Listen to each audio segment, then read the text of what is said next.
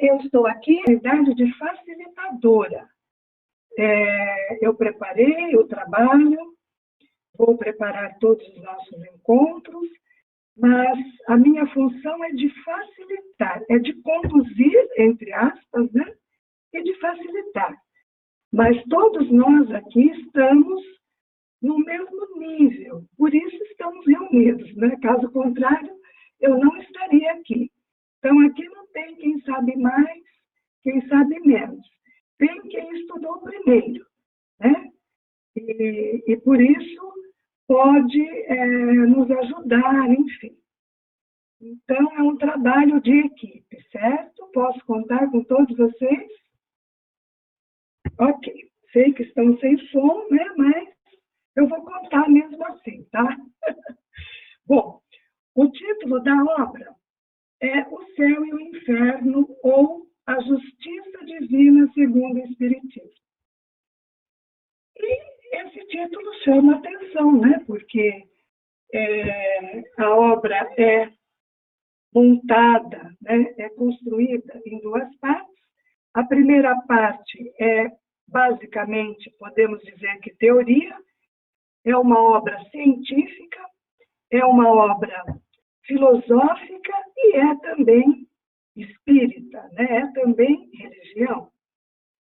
Mas Kardec, pela sua especialidade, né, profissional, pela sua formação, pelos seus conhecimentos prévios, ele escrevia com uma peculiaridade, com uma cientificidade ímpar. E ele traz essa cientificidade dentre as 5 obras das básicas, mais precisamente para esta obra. Então, nós precisamos olhar, fazer esse estudo com esse olhar tríplice da ciência, da filosofia e do espiritismo, certo, pessoal? Então, vamos lá, né? Dito isso, eu vou fazer uma pergunta, e aí, quem quiser pode responder. Por onde a gente começa a estudar uma obra? Eu escolho uma obra para ler, espírita ou não, enfim, um livro, tá? Por onde eu começo esse estudo? Pelo início. Então, esse é o óbvio. Agora, eu vou então formular a minha pergunta. Onde é que começa a obra? Onde começa o livro? Nós temos aqui o Porvir e o Nada, que é o primeiro inicinho do livro, o iniciozinho. Mas onde é que começa realmente a obra? Eu já dei uma dica quando eu comecei a falar. Onde começa a obra? Como é que nós sabemos que obra nós vamos ler? O que dirige a nossa escolha? Claro, é o conteúdo, mas como que eu sei que aquele é o conteúdo? Vamos, pessoas, todo mundo sabe, eu sei. Gente, a Marli está querendo ouvir pela capa. Pela capa, quase, também, claro. Contra a capa. Pela capa também. Mas o que Agora, tem? Luciana, eu deixei para você. O título? O título, obrigada, Patrícia. O título é que dirige, não é a nossa escolha. Como é que eu sei que obra eu estou lendo? Pelo título, né? E o título, ele, na verdade, é um grande índice do conteúdo. Ele indica o que nós temos dentro do livro. E este livro tem por título O Céu e o Inferno. Ou tem um ou ali, não é? A Justiça Divina segundo o Espiritismo. Esse é o título total. Seria um título e um subtítulo Sinceramente, eu não sei dizer, porque tem um ou, tá? E o subtítulo, ele ratifica o título, ele amplia. Quando tem um ou, esse ou, ele vai dizer o quê? Ele vai nos apresentar o quê? Uma ideia contrária ao que veio antes. Concordam? Vocês estão me acompanhando? Sim? Dedinho? Sim. Sim. Ok. Então, veja, o céu ou o inferno ou a justiça divina, segundo o Espiritismo. Então, aí nós temos o quê? Uma questão contraditória, não é? Uma antítese, uma ideia contrária. Este livro traz como título um antagonismo, uma contradição. É isso que nós vamos ter, isso que nós vamos buscar dentro da obra. Por que esta ideia? Por que esse antagonismo? E como é trabalhado este antagonismo dentro da obra? Para que esta contradição? Se ele vai falar da justiça divina segundo o Espiritismo, que essa é a ideia que puxa aí, não é, a obra, por que ele vai partir de algo que é contrário a isso, né? Isto é extremamente científico e filosófico ao mesmo tempo, né? Tudo bem? Tudo bem? Ficou claro isso? Então, se eu não entender o título, entendido o título já fica mais fácil. Com que olhar eu vou me dirigir, né, a esta obra? Então, o título é um índice, ele vai me indicar com que olhar eu vou ler. Muito bem. Aí eu tenho a primeira parte da obra. A primeira parte da obra também tem um título. Poderia ser simplesmente primeira parte, mas tem um título. Qual é o título desta primeira parte? Quem se lembra? Doutrina, não é? Doutrina. O que é uma doutrina? O futuro e o nada ou o porvir e o nada. Oi? Subtítulo. O subtítulo? Não, eu disse o futuro e o nada ou o porvir e o nada como subtítulo. Na verdade, esse é o título da primeira parte, né? O porvir e o nada é do capítulo 1. Correto. A primeira parte tem um título, que é doutrina. Na minha obra tem, não sei na de vocês. Ok? Tem o título de doutrina. Tudo bem até aí? Aí é o capítulo 1 que o Adriano está mostrando. Ó. Mas o livro tem duas partes. A primeira parte é doutrina e a segunda parte ele intitula exemplos, que na verdade é a documentação que ele faz para comprovar essa justiça divina que ele nos apresenta aí. Tá? Tudo bem até aí? Está complicado? Tranquilo, Maria. Vocês estão meio assim, né? Ó, jurando. Por quê? Porque não é hábito de leitura a gente pensar nessas coisas. A gente já vai logo na primeira linha da primeira parte e termina no ponto final. Não é assim?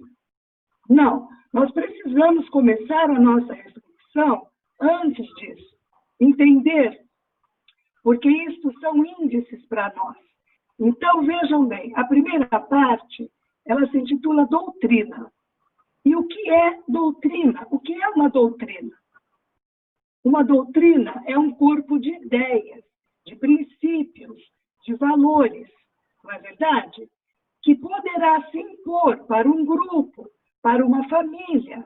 É um corpo de princípios, não é? De valores, que poderá reger um grupo, poderá reger uma sociedade, um grupo religioso, acadêmico, político, não é assim? Isso é uma doutrina. Então, o que nós vamos começar a estudar agora é a doutrina. será que ele vai falar só da doutrina espírita? É um questionamento que nós podemos fazer antes de começar a ler. Porque o título diz o céu e o inferno ou, não é? Ou a justiça divina. Então, vamos ver como é que Kardec conduz esta obra e como é que nós vamos poder entender o que ele traz para nós. Tudo bem, pessoal? Sim? Ok. Então, eu vou começar a ler, mas depois, né, a gente pode pedir para alguém ler também. É possível, né, Adriano? Isso. Tá.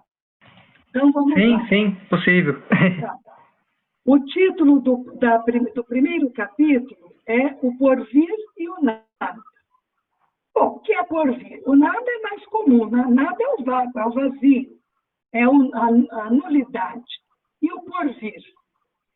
É o futuro, não é? É o que está por vir. O próprio nome está dizendo, é o que está por vir. Então, o porvir e o nada, mais uma vez, nós temos aí o quê? Uma ideia contrária, não é? Uma antítese, não é? É uma coisa que se contraria em relação à outra. Só que aqui tem o E, não é o O, né? Então, existe a ideia de soma, né? Porque o ou é uma alternativa ou é uma exclusão. Vamos ver como Kardec conduz esse trabalho. Se como alternativa ou como exclusão. Pois bem, o item 1 do primeiro capítulo. Vivemos, pensamos e operamos. Eis o que é positivo. E que morremos não é menos certo. Na verdade, aí termina o parágrafo, né? Esse primeiro parágrafo é bem curtinho. Esse mas, ele inicia um outro parágrafo. O primeiro parágrafo é: vivemos, pensamos e operamos, eis o que é positivo, ou seja, o que é tácito, o que ninguém duvida, o que ninguém critica. É uma ideia de que ninguém discorda. E que morremos, não é mesmo certo, ou seja, ninguém também vai contestar que a morte existe, não é verdade? Mas o segundo parágrafo, ele começa com um mas. E mas, de novo, vai introduzir o quê? Um antagonismo, uma ideia contraditória, não é? Entre o quê? Uma coisa que é certa, que é indiscutível, e vamos ver o que vem aí se contrapondo. Mas, deixando a Terra, para onde vamos? Ele faz uma pergunta. Né? Ele usa de uma técnica socrática. Ele se utiliza da maiêutica de Sócrates. Sócrates não dava respostas, ele interrogava, ele levava o seu interlocutor a entender por si próprio, a descobrir, desculpe, meu telefone, eu esqueci de tirar o som, gente. A descobrir por si próprio. Então, ele faz esse questionamento, uma vez que ele vai aqui enveredar por um caminho que não é tão certo quanto viver, nascer e morrer, né? Aí ele vai continuar. Que seremos após a morte? Estaremos melhor ou pior? Existiremos ou não? Ser ou não ser? Tal alternativa. Para sempre ou para nunca mais? Ou tudo ou nada? Viveremos eternamente? Ou tudo se aniquilará de vez? É uma tese essa que se impõe. Então, ele mesmo afirma, é uma tese. Meus leitores, meus amigos, meus irmãos, eu estou aqui a defender uma tese. O que é isso? É uma ideia a ser confirmada, não é? E vamos, nesta obra, confirmar isso aqui. Esclarecer todo esse questionamento, que é de praticamente toda a humanidade, e que se impunha à época de Kardec, né? O que acontece depois que morremos? E isto, na verdade, leva a humanidade ao porvir ou ao nada, que é o título deste capítulo, né? Tudo bem até aí, pessoal? Alguém quer comentar alguma coisa? Vamos devagarinho, porque é denso, né? O texto. Se alguém quiser falar, abra o microfone, por favor. Ficou claro? Não ficou claro? Se alguém quiser completar. Claro, viu, Marli? Está claro? Posso continuar? Ok. Então vamos. Todo homem experimenta a necessidade de viver, de gozar, de amar e ser feliz. Isso é uma necessidade humana, né? Dizei ao moribundo que ele viverá ainda, que a sua hora é retardada. Dizei-lhe, sobretudo, que será mais feliz do que porventura o tenha sido, e o seu coração rejubilará. Isso é fato, nós sabemos disso, né? Nós sabemos disso. Nós já vivemos essa experiência com algum familiar, com algum amigo, algum conhecido, né? Porque nós queremos viver, nós queremos desfrutar. Esse nosso planeta é maravilhoso. E nós temos aí um paraíso em torno de nós. Então, nós queremos viver isso numa intensidade muito forte. Agora, de que serviriam, então, essas aspirações de felicidade se um leve sopro pudesse dissipá-las? Ou seja, se a felicidade só fizesse parte do aqui e do agora, do momento presente, daquela vida que ele fala lá no comecinho. Não é? Para que serve tudo isso? Essa felicidade vai acabar? Como é que eu vou cultuar a minha vida? Como é que eu vou edificar a minha vida? Estruturar os meus valores? Se basta um sopro, isso tudo se acaba. Vamos lá? Puxa mais aí, Adriano, para nós.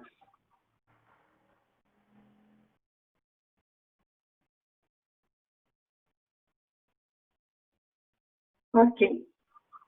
Haverá algo de mais desesperador do que esse pensamento da destruição absoluta? Claro que isso é terrível, né? Se nós vivemos agora, não sabemos a hora do nosso desencarne. Pode ser que, estando falando aqui, eu caia aqui agora, não é? E se eu tenho a convicção de que acabou tudo, será que eu estaria aqui agora? Né? Ver isso, né? Ascensões caras, inteligência, progresso, saber laboriosamente adquiridos, tudo despedaçado, tudo perdido.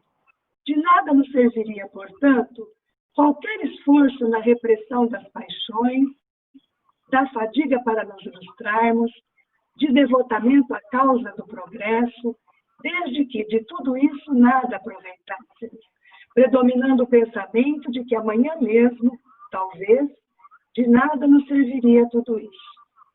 Se assim fora, a sorte do homem seria 100 vezes pior que a do bruto, porque o bruto vive inteiramente do presente, na satisfação dos seus apetites materiais, sem aspiração para o futuro. Diz-nos uma secreta intuição, porém, que isto não é possível. Então, o que ele está falando aqui?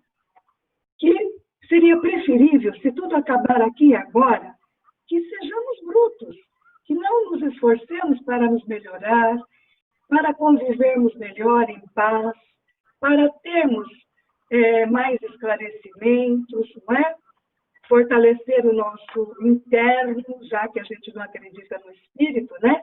Mas no nosso interno. Para que isso tudo, se tudo vai acabar? Não é? E ele diz o quê? Desculpa, piscou aqui. Diz-nos uma secreta intuição, porém, que isso não é possível.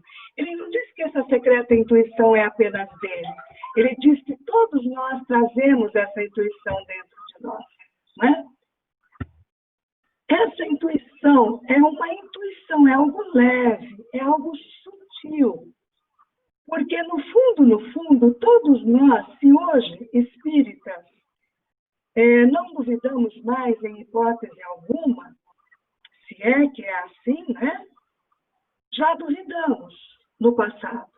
Já tivemos aí as nossas inseguranças. Nossa, mas será que, até que ponto eu confio?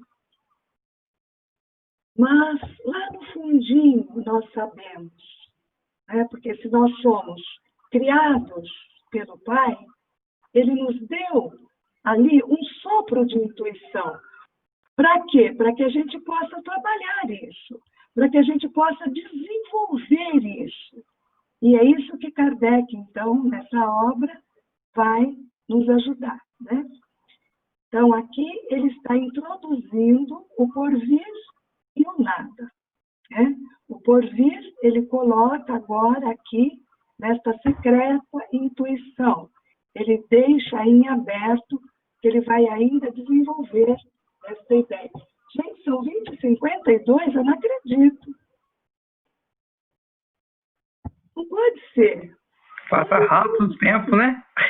Eu não ouvi ninguém, não, tá bom. Então, agora eu vou abrir para que vocês aí, por favor, falem, né, dos pontos de vista de vocês, comentem se estão entendendo, se está claro, se é por aí, se querem que continue assim. Ok? São todos ouvidos, confortavelmente aqui. É muito interessante aí o seu modo de expor, eu mesmo tenho essas manias. Às vezes eu esqueço o título do livro e estou lendo ele inteirinho e depois eu nem lembro qual que é o título do livro. Para começar aí pelo que você falou. Nas partes assim, de informática também tem muito disso, ou isso ou aquilo. Só é verdade se o outro for verdade, vai dar uma verdade no fim, né? A gente tem muito isso aí, essas partes do ou, do e, tem as partes de lógica de programação, entra bem essas coisas. E eu posso falar por mim, mesmo não sendo espírita, nascendo espírita, o Donizete conhece mais aí a minha jornada, mas eu já tinha desde criança uma certeza que não era daquele jeito que eu aprendia na igreja, né? Eu participava da igreja católica e já não concordava, já bati o pé nas aulas de catecismo, de religião, né, que tinha religião e tinha que ser católico e pronto, acabou. Então sempre arrumava confusão com a professora, porque as respostas que tinham que ser dadas tinham que ser fundamentadas no catolicismo e ponto. Aí depois fui conhecendo, primeiro conheci aí o lado esotérico e depois fui para o lado espírita, estou até hoje, desde aí dos 17 anos, mais ou menos. E é muito interessante, né? Porque todo mundo tem essa certeza, essa centelhinha que o Deus existe, né? Que essa vida não é só essa, mas no decorrer do tempo é que a gente vai entendendo o que é esse porvir realmente e felizmente a doutrina esclarece mais confortavelmente essas questões.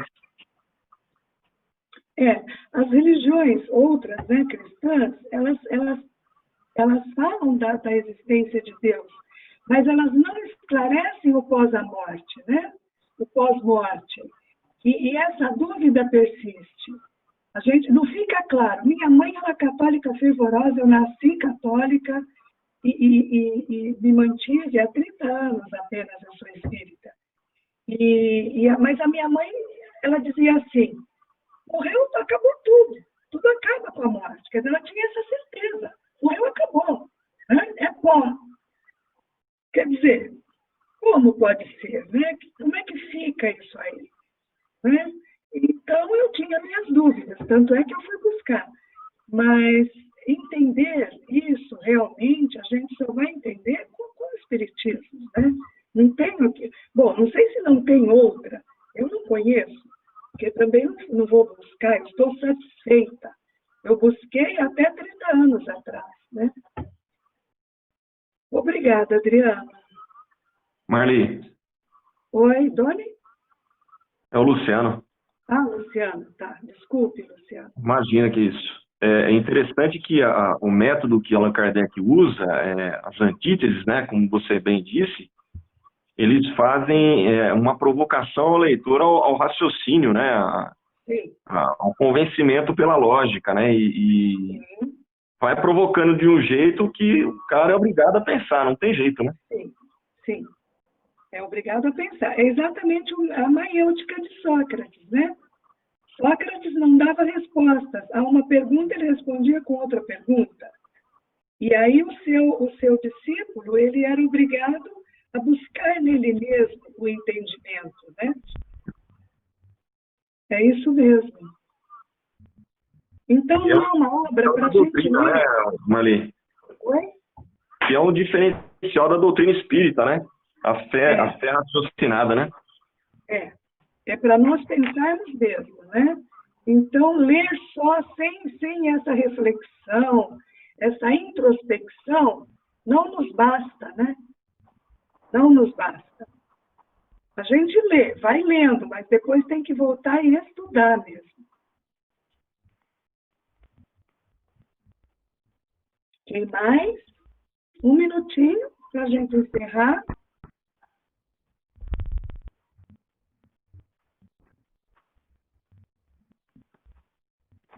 Ederson, Donizete, Patricinha, Patrícia. Patricinha é carinhoso, viu, Patrícia?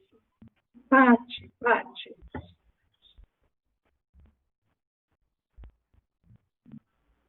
Marli, eu acho muito interessante esse parágrafo, porque, aproveitando até o gancho do Luciano, ele vem atiçar as causas materiais, né? Ele vem aqui aguçar o materialismo. Vamos que vamos. O que aconteceu, gente, comigo? Ah, tá. Nossa, tá bom. Então vamos continuar mais um pouquinho? Vamos. Podemos ir para o item 2?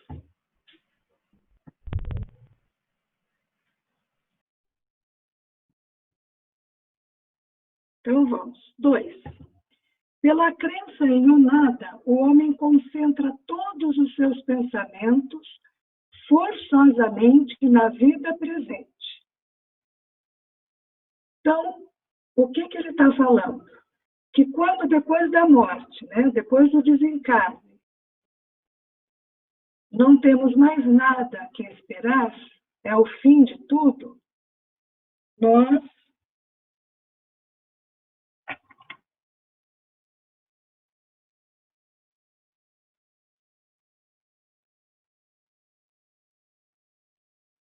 só temos o presente. Cadê a continuação?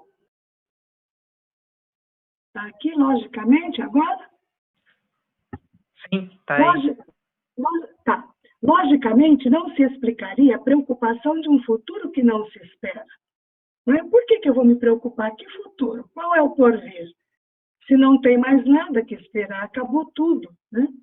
Esta preocupação exclusiva do presente conduz o homem a pensar em si, de preferência a todo. É o ego, né? Quer dizer, eu só penso em mim. Por que eu vou me preocupar com algo fora de mim? Ou com o outro? Ou com o próximo? Né? Tudo se resume em mim. Começa e termina em mim. Eu vivo só para isso. Né? É, pois, o mais poderoso estímulo ao egoísmo. E o incrédulo é consequente quando chega à seguinte conclusão. Ou seja, o incrédulo, aquele que não acredita em nada depois da morte, tem como consequência a seguinte conclusão. Desculpe. Gozemos enquanto aqui estamos. Gozemos o mais possível, pois que conosco tudo se acaba. Gozemos depressa, porque não sabemos por quanto tempo existiremos. Ou seja, Kardec traz aqui a voz comum, aquilo que é senso comum da humanidade. Né? É a voz corrente. Vamos viver o aqui, o agora. Vamos tirar proveito de tudo. Ainda consequente é esta outra conclusão, aliás, mais grave para a sociedade. Gozemos apesar de tudo. Gozemos de qualquer modo, cada qual por si. A felicidade neste mundo é do mais astuto. É aquela história, né? de o mundo é dos espertos, né?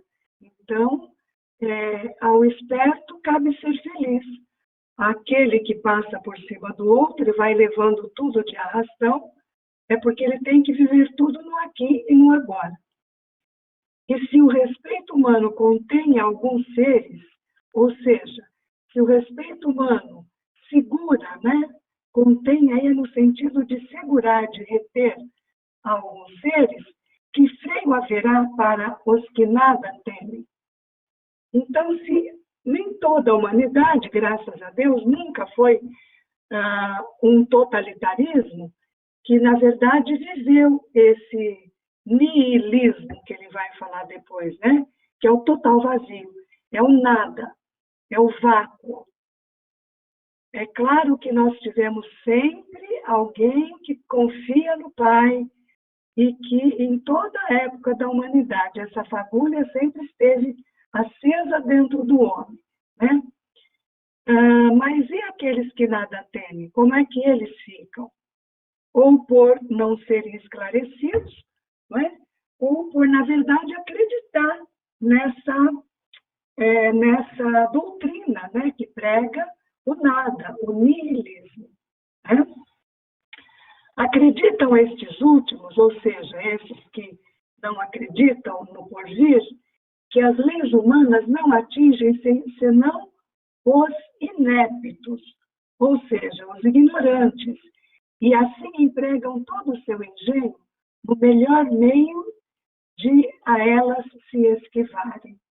São aqueles que burlam a lei, né? Que não vivem de acordo com a lei. Agora, se eles se esquivam da lei, é porque eles sabem que existe a lei. Né? Aqui ele está falando daqueles que sabem que existe uma vida depois, mas que se esquiva dessa lei. Né? Então, aqui nós precisamos tomar cuidado, porque até que ponto aqui ele não chama também a nossa atenção. Será que estamos fazendo direito? Será que eu estou dando conta de tudo aquilo? Será que o meu cotidiano, será que eu poderia fazer mais? Será que eu, por cima de uma verborragia, né, de um discurso de que eu faço bem, que eu não sei o quê, eu não estou enganando a mim mesma? A gente precisa tomar cuidado com esse parágrafo, né? As leis humanas não atingem senão os ineptos, porque nós sabemos, não é, que nós temos as nossas falhas, nós não somos perfeitos, até porque aqui não é o lugar para a perfeição. Mas a Terra é o planeta para a gente se melhorar, para a gente se regenerar. E até que ponto este parágrafo não está pegando aí na nossa orelha, não é? E nós não nos esquivamos de alguma forma, ou em algum aspecto, eu não vou fazer esse trabalho no centro, não. Tem alguém que faz. Hoje eu não vou dar passe, tem muita gente lá. Não vou isso, não vou aquilo. Mas tem quem se preocupe, tem quem cuide, tem quem faça. Né? A lei é para todos. E se ela chega até nós, e as necessidades chegam também, principalmente no momento em que nós estamos agora, não é? Os resultados aí desta pandemia, gente sem trabalho, gente sem dinheiro, gente sem comida, gente sem moradia. Eu tenho acompanhado as obras assistenciais de São Paulo, é terrível, os grandes centros urbanos, né? Muito mais que os pequenos municípios.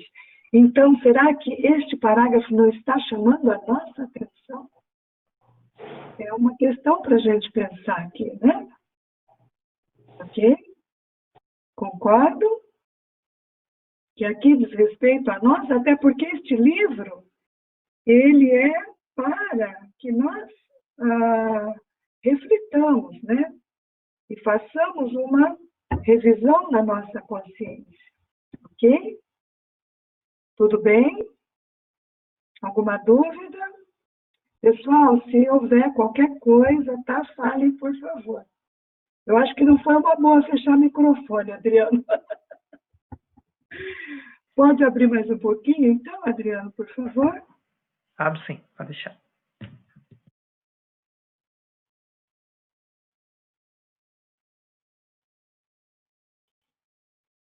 Ok.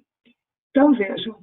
Se a doutrina insensata e antissocial, e este insensato e antissocial estão em itálico, é seguramente o niilismo que rompe os verdadeiros laços de solidariedade e fraternidade em que se fundam as relações sociais. Vejam que isto é muito sério, muito grave, não é? Porque mais para frente nós vamos entender o perigo desse niilismo. Eu acho que não vamos dar conta hoje, talvez na próxima semana, naturalmente, né? Nós vamos entender direitinho o que ele vai falar aí do grande perigo, né? Porque uma doutrina, como eu falei, ela pode ser de um grupo grande, né? O niilismo, por exemplo, ele atingiu mais fortemente, mais pesadamente toda a Europa, não é? Que chegou até o século XX, até o início do século XX, para ser mais, talvez tentando ser mais exata, porque é impossível ser exata, aquilatar isso com relação a uma sociedade. Mas ele vem no pós, na verdade, esse niilismo, ele surge com uma grande derrocada da Revolução Industrial, não é? Porque a Revolução Industrial na Europa, ela prometeu muito e deu nada. Ela não ofereceu praticamente nada, né? E aquela população toda, sobretudo aqueles que vieram do ambiente rural, migraram para os grandes centros urbanos, eles viviam ali nas cidades apinhocados, numa subcondição, e mal alimentados, mal nutridos. Então, mas acontece que, com a força do clero, que vinha desde a Idade Média, esta força sustentava essa humanidade, porque eles acreditavam no quê? Céu, né? No paraíso. O clero dizia para eles que o catolicismo, não sei se outras religiões, mas o catolicismo, que a gente tem isso, estuda isso e tudo, prometia o quê? Prometia que eles quanto mais eles sofressem aqui, maior era o reino de Deus. Então, eles tinham um recurso, um sustentáculo. Acontece que quando eles chegam lá e vem essa derrocada, não só por isso, mas outros também poderosos, não foi só para a plebe, para os menos favorecidos, mas também os grandes, né? Os poderosos. Ao contrário, eles diziam assim, bom, eu posso tudo. Eu sou o bambambam da história. Então, para que eu vou temer a alguém? Porque era um temor a Deus, né? Mas é por isso o inferno, né? Então, eles temiam a Deus. E por que eu vou respeitar? Por que eu vou honrar? Por que eu vou ser bom? Por que eu vou ser humano? Se eu posso desfrutar de tudo. E foi daí que surgiu esse niilismo.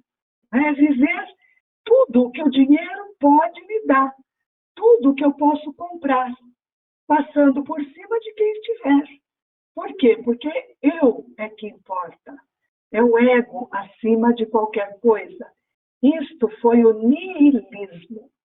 Tanto é que ficou um vácuo, né? A própria arte da época era uma arte desestruturada, sem nexo, sem pé nem cabeça. Os escritores cortavam um jornal, picavam em 1000 pedacinhos e montavam um texto. Pegavam ali, punham num saquinho, sacudiam e iam tirando a palavra, sem ler. Iam montando as linhas. E depois lia e fazia. Aquilo era um poema. Aquilo era um poema, aquilo era um conto. Total era o esvaziamento. Vocês têm ideia disso? Era vazio, o homem era vazio. Ele não tinha nada, nenhuma esperança, nenhuma. Nenhuma classe social. Então tudo se perdeu. colocando aí, não é, em meados do século XIX, falando disso para nós, com clareza aqui, não é? Com uma cientificidade e com a responsabilidade da doutrina que ele tinha para deixar para nós. O quão claro é isso, o quão patente é isso.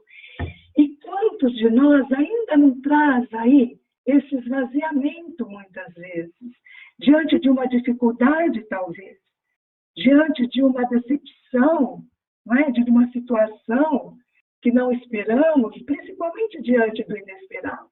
Não é? Então, nós temos de nos policiar, meus irmãos, de nos auscultar. É como se a gente tivesse que colocar ali o estetoscópio, sabe, no nosso espírito, e sondássemos, né? Perguntar para Deus o que eu preciso fazer, né? O que Ele espera de mim, porque nós fomos criados por Deus. Não fomos criados para o nada, nós fomos criados para voltar para Ele. Nós, espíritas, sabemos disso. Né? E Kardec nos prepara para que a gente construa essa imensa segurança dentro de nós. Né? Porque a fé raciocinada é isso. Né? Eu tenho fé. Isso é um discurso vazio. Eu preciso construir a minha fé de dentro para fora. Porque o niilismo esvaziou e nós somos herdeiros dessa cultura. Nós somos herdeiros desta doutrina. Ou não? Será que nenhum de nós viveu isso daí? Se nós acreditamos na reencarnação? Até que ponto nós trazemos aí um pontinho desse vazio? E então,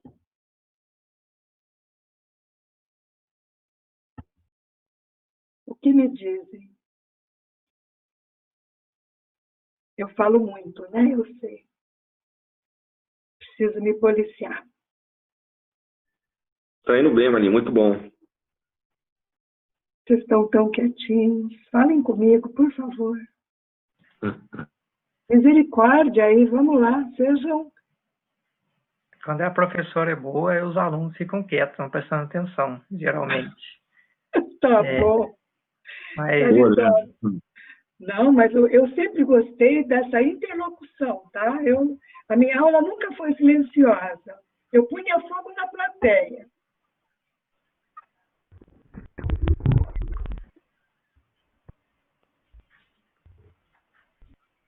Júnior César Rafael, boa noite. Abra seu microfone e diga alguma coisa, Júnior. Claro, em alto e bom som, é um prazer imenso ter você. Gente, pessoal, esse é filho de Guaxupé, tá? Hoje mora em São Paulo, foi meu aluno no Unifeg, é uma pessoa muito querida, muito amada. Eu o convidei e ele fez a gentileza de estar aqui conosco, tá bom? Você é muito bem-vindo, Júnior.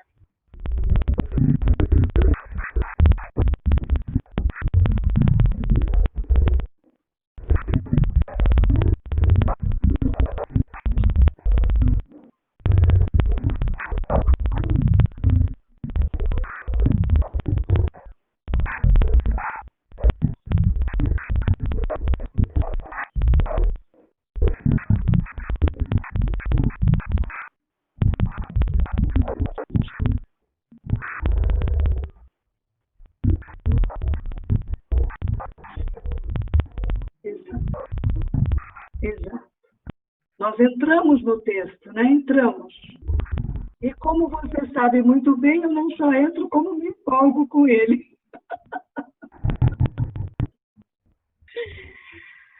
Muito obrigada, Juninho. Quem mais? As meninas aí, cadê? Eu acho que a Paty teve problema também de conexão. Mais alguém? Vamos Verdade. mais um pouquinho? A Patrícia caiu. Só contribuir um pouquinho aí, só, né?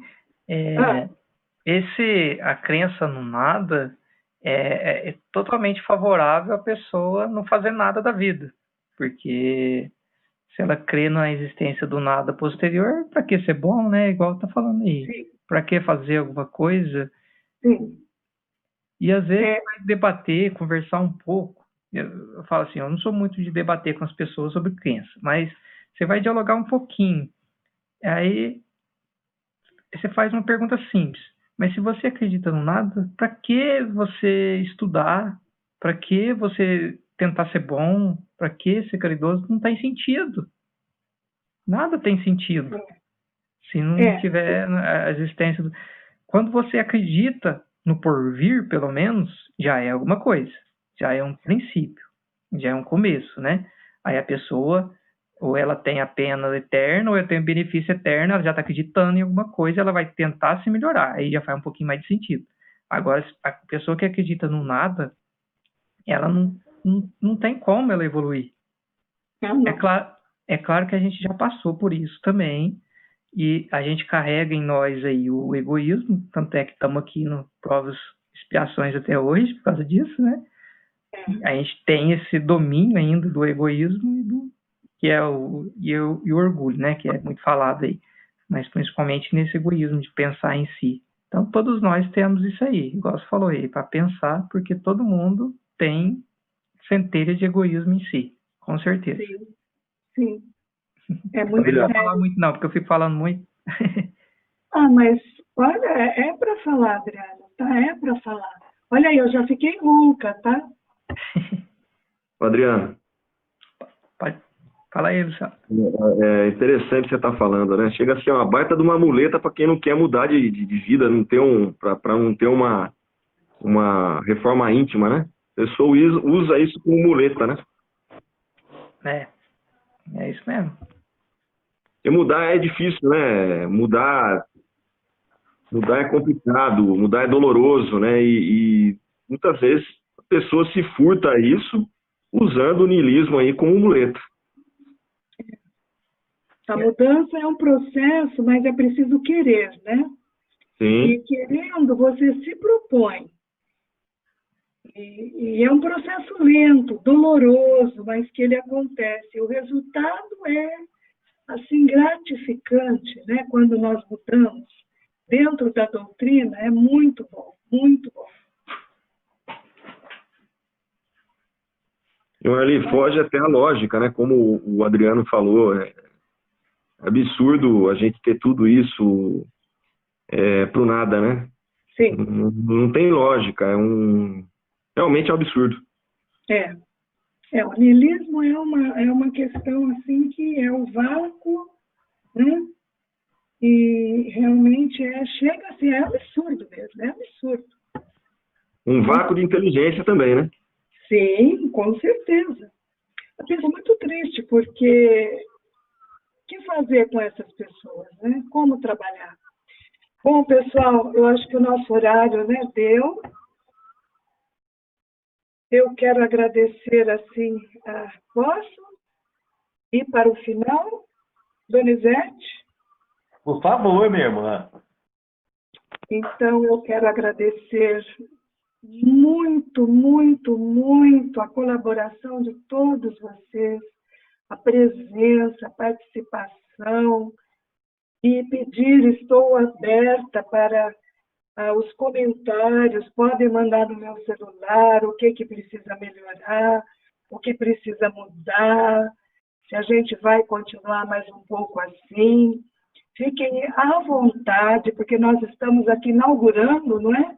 Me parece, eu pelo menos estou inaugurando esse sistema de trabalhar aqui com essa sala, e de repente eu falei muito alto, enfim, tá? Ou não é por aí, eu estou aqui para aprender com vocês, tá? Marli, Oi. eu quero te dizer publicamente, você me surpreendeu positivamente, fique tranquila, eu acredito que todos tenham a mesma opinião, foi muito interessante o teu estudo e tenho certeza de que muitos outros irmãos chegarão ainda nesse início para que nós possamos estudar juntos e vai valer a pena. Que bom. Nosso agradecimento sincero. Que bom. Eu quero realmente fazer o melhor, né? Agora, sou um aprendiz como todos nós e estamos juntos nessa, né? Eu fico muito grata, tá? E, então, vamos encerrar e quarta-feira estaremos aqui, se a tecnologia me permitir. Porque Deus, eu sei que vai nos amparar, né? E, então, Adriano, faz a prece para nós. Assim. Então, vamos, nesse momento, agora, mais uma vez, nos ligar com o plano espiritual, o plano maior, pensar em Deus, pensar no universo que nos abrange, que nos abraça, nos tornarmos pessoas maiores, nosso corpo se eleva, nosso espírito engrandece, somos gigantes agora nesse momento, e estamos em conexão com o Pai, e com a permissão dele, estamos nos unindo e derramando essa energia que emana de nós e através de nós a todos aqueles que nos rodeiam, a todos os irmãos que estão conosco nessa romagem terrena e em todos aqueles que estão no plano espiritual nos assistindo e esperando para nos acolher. Que possamos nos engrandecer cada dia mais, alegrando com a vida e com a pós-vida, para que encontremos no plano espiritual somente bem-aventuranças. Que assim seja. Obrigado, Senhor. Que assim seja. Obrigada, Adriano. Obrigada a todos. E que Jesus nos abençoe. Que assim seja. Assim seja. Boa noite, pessoal. Boa noite. Julinho, grande beijo, meu querido, por estar aí comigo. Tchau, gente. Boa noite.